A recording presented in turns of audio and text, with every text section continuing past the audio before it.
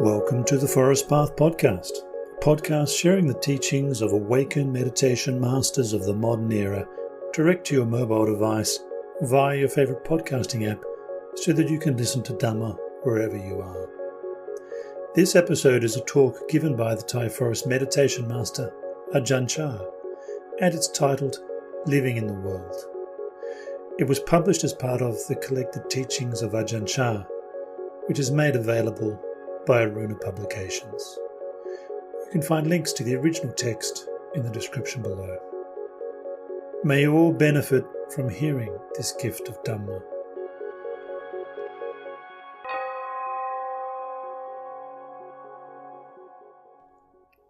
Living in the World by Ajahn Chah. Most people still don't know the essence of meditation practice. They think that walking meditation, sitting meditation, and listening to Dhamma talks are the practice. These are only the outer forms of practice. The real practice takes place when the mind encounters a sense object. That's the place to practice, where sense contact occurs. When people say things we don't like, there is resentment. If they say things we like, we experience pleasure.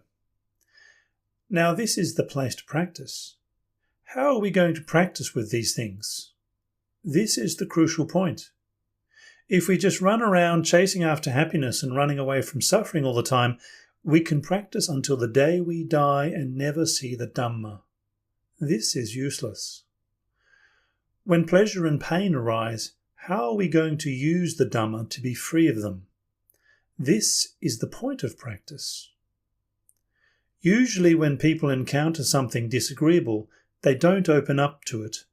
For instance, when people are criticized, "Don't bother me, why blame me?" This is someone who's closed himself off. Right there is the place to practice. When people criticize us, we should listen. Are they speaking the truth? We should be open and consider what they are saying. Maybe there is something in what they say. Perhaps there is something blameworthy within us. They may be right, and yet we immediately take offence. If people point out our faults, we should strive to be rid of these faults and improve ourselves. This is how intelligent people practice. The place where there is confusion is the place where peace can arise. When confusion is penetrated with understanding, what remains is peace. Some people can't accept criticism. They're arrogant. Instead, they turn around and argue. This is especially so when adults deal with children. Actually, children may say some intelligent things sometimes, but if you happen to be their mother, for instance, you can't give in to them. If you are a teacher, your students may sometimes tell you something you didn't know, but because you are the teacher, you can't listen. This is not right thinking. In the Buddha's time, there was one disciple who was very astute. At one time, as the Buddha was expounding the Dhamma, he turned to this monk and asked, "Sariputta, do you believe this?" Venerable Sariputta replied, "No, I don't yet believe it." The Buddha praised his answer. "That's very good, Sariputta. You are one who is endowed with wisdom. One who is wise doesn't readily believe. He listens with an open mind and then weighs up the truth of that matter before believing or disbelieving." Now the Buddha here has set a fine example for a teacher. What Venerable Sariputta said was true. He simply expressed his true feelings.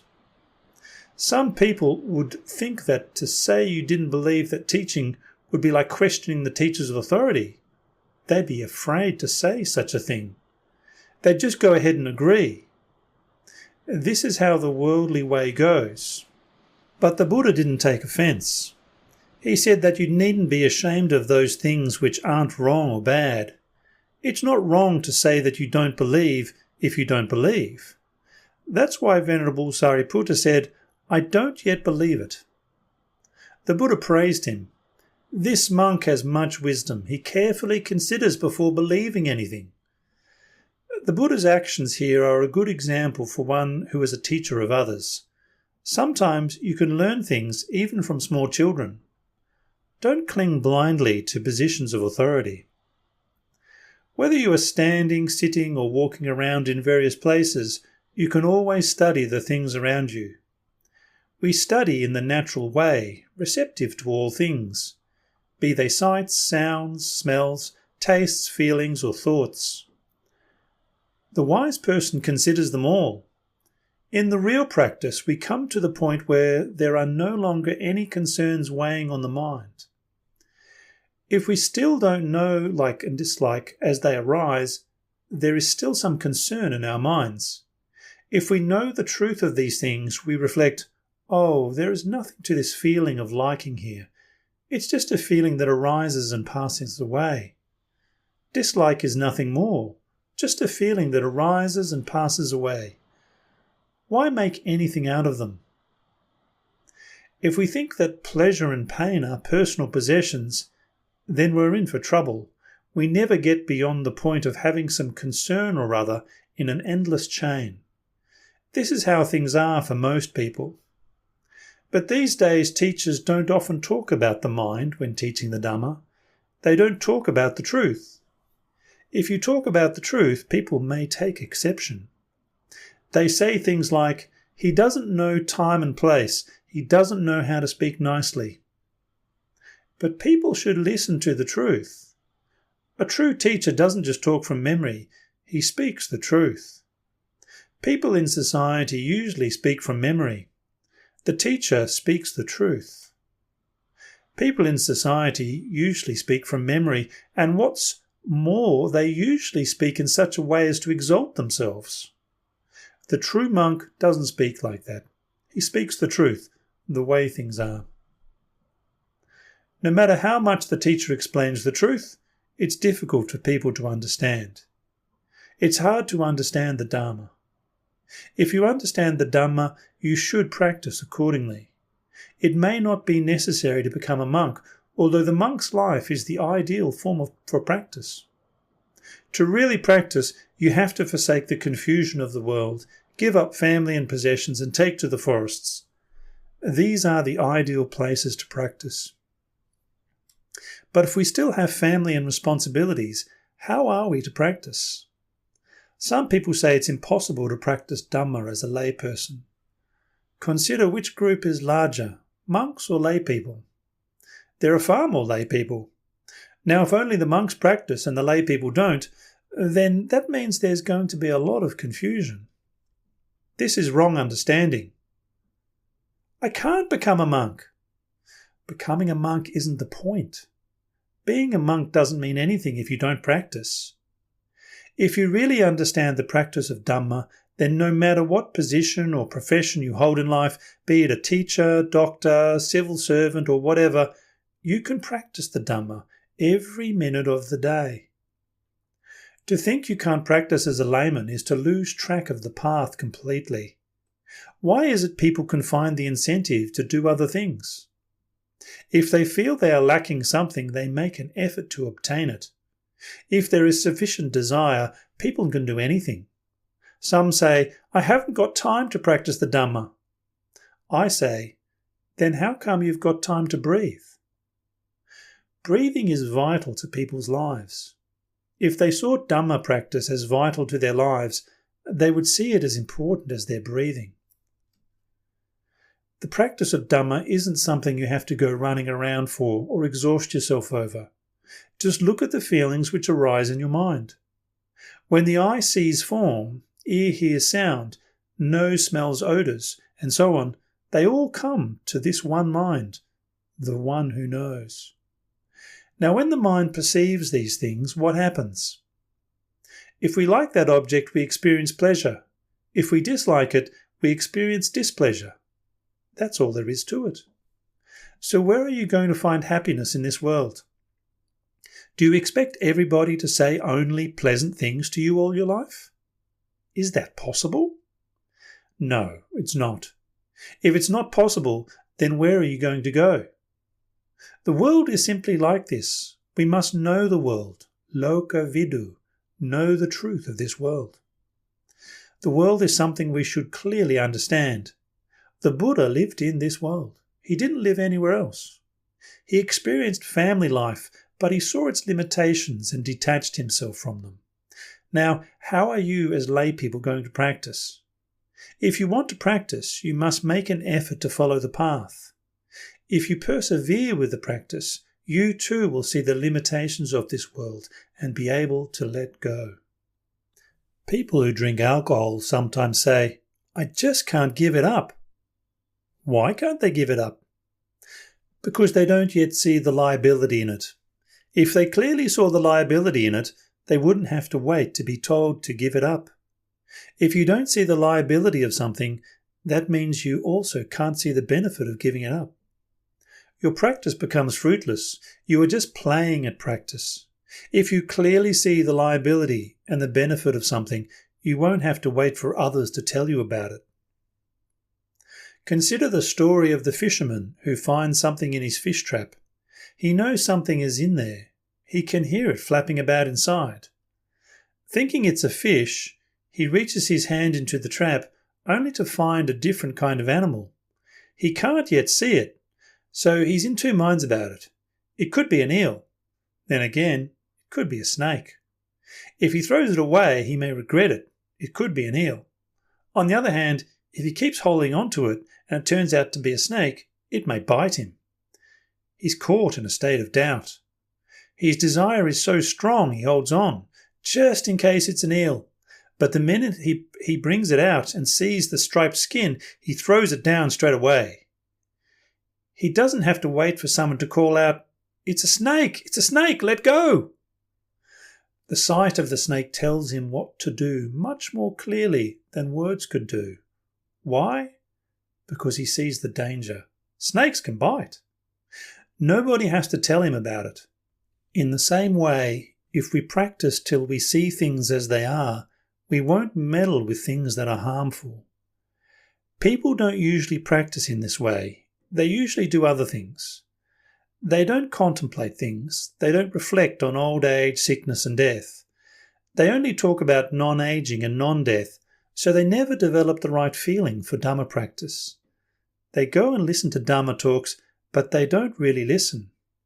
Sometimes I get invited to give talks at important functions, but it's a nuisance for me to go.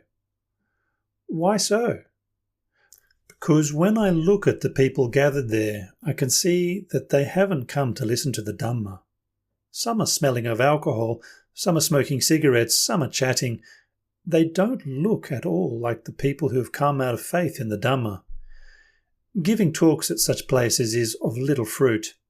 People who are sunk in heedlessness tend to think things like, "When is he ever going to stop talking? Can't do this, can't do that." Their minds just wander all over the place. Sometimes they even invite me to give a talk just for the sake of formality. "Please give us just a small Dhamma talk, Venerable Sir." They don't want me to talk too much. It might annoy them. As soon as I hear people say this, I know what they're about. These people don't like listening to Dhamma. It annoys them. If I just give a small talk, they won't understand. If you take only a little food, is it enough? Of course not. Sometimes I'm giving a talk, just warming up to the subject, and some drunkard will call out, "Okay, make way for Venerable Sir, he's coming out now," trying to drive me away. If I meet this kind of person, I get a lot of food for reflection. I get an insight into human nature. It's like a person having a bottle full of water and then asking for more. There's nowhere to put it. It isn't worth the time and energy to teach them because their minds are already full. Pour any more in and it just overflows uselessly. If their bottle was empty, there would be somewhere to put the water, and both the giver and the receiver would benefit. In this way, when people are really interested in Dhamma and sit quietly, listening carefully, I feel more inspired to teach. If people don't pay attention, it's just like the man with the bottle full of water. There's no room to put any more. It's hardly worth my while talking to them. In situations like this, I just don't find any energy arising to teach. You can't put much energy into giving when no one's putting much energy into receiving. These days, giving talks tends to be like this, and it's getting worse all the time. People don't search for truth. They study simply to find the necessary knowledge to make a living, raise families, and look after themselves. They study for a livelihood. There may be some study of Dhamma, but not much. Students nowadays have much more knowledge than students of previous times. They have all the requisites at their disposal. Everything is more convenient, but they also have a lot more confusion and suffering than before. Why is this? Because they only look for the kind of knowledge used to make a living. Even the monks are like this. Sometimes I hear them say, "I didn't become a monk to practice the Dhamma, I only ordained to study." These are the words of someone who has completely cut off the path of practice. There's no way ahead. It's a dead end. When these monks teach, it's only from memory. They may teach one thing, but their minds are in a completely different place. There's no truth in such teachings. This is how the world is. If you try to live simply, practicing the Dhamma and living peacefully, they say you are weird and antisocial. They say you're obstructing progress in society. They even intimidate you. Eventually, you might even start to believe them and revert to the worldly ways, sinking deeper and deeper into the world until it's impossible to get out. Some people say, "I can't get out now. I've gone in too deeply." This is how society tends to be. It doesn't appreciate the value of Dhamma.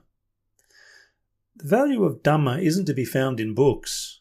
Those are just the external appearances of Dhamma. They're not the realization of Dhamma as a personal experience.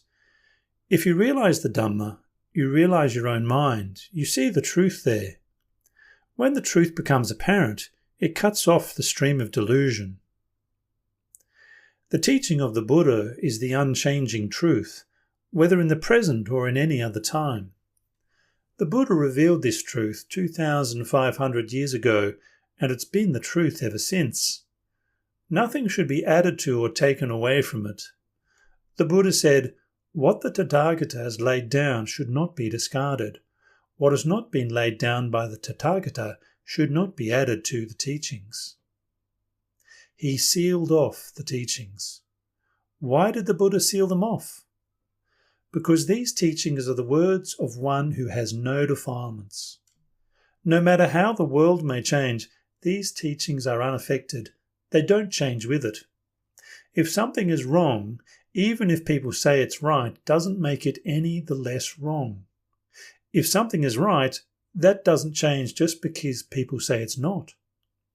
Generation after generation may come and go, but these things don't change because these teachings are the truth. Now, who created this truth? The truth itself created the truth.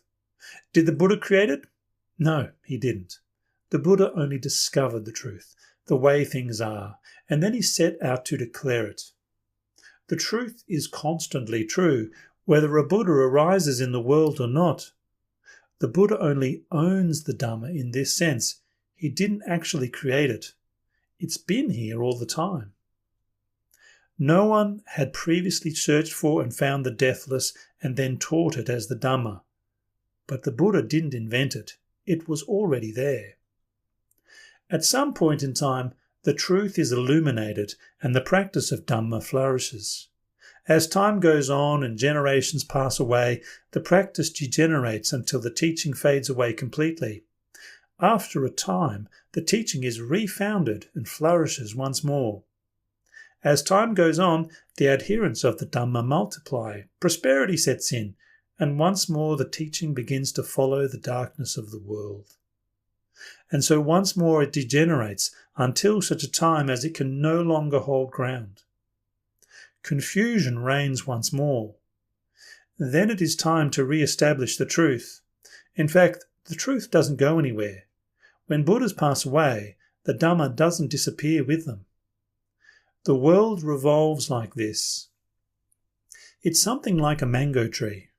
The tree matures, blossoms, and fruits appear and grow to ripeness.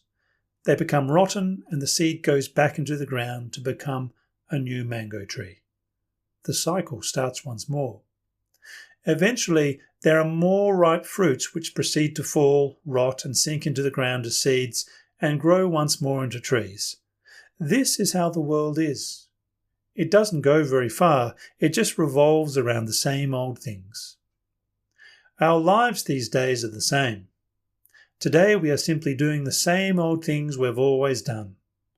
People think too much. There are so many things to get interested in, but none of them leads to completion. There are the sciences like mathematics, physics, psychology, and so on. You can delve into any of these, but you can only finalize things with the truth. Suppose there was a cart being pulled by an ox. As long as the ox pulls the cart, the tracks will follow. The wheels are round, yet the tracks are long. The tracks are long, yet the wheels are merely circles. Just looking at a stationary cart, you can't see anything long about it. But once the ox starts moving, you see the tracks stretching out behind you.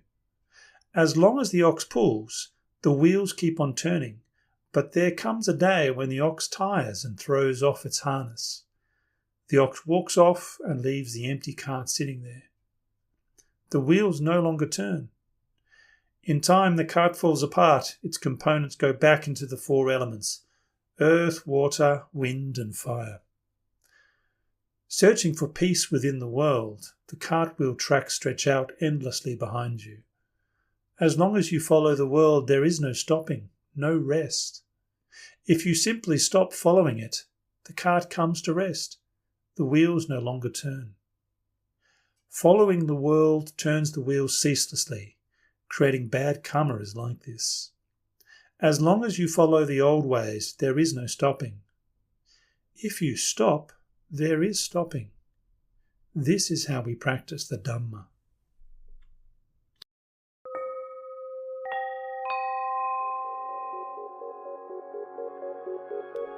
That concludes the Dhamma teaching, Living in the World by Venerable Ajahn Chah. If you'd like to hear more talks by Ajahn Chah and other meditation masters of the forest tradition, subscribe to the Forest Path podcast using your favourite podcast app. The Forest Path podcast is part of the Everyday Dhamma network. If you go to everydaydhamma.net, you can discover more about the other podcasts on the network also. Thank you for listening. May you all experience insight and peace.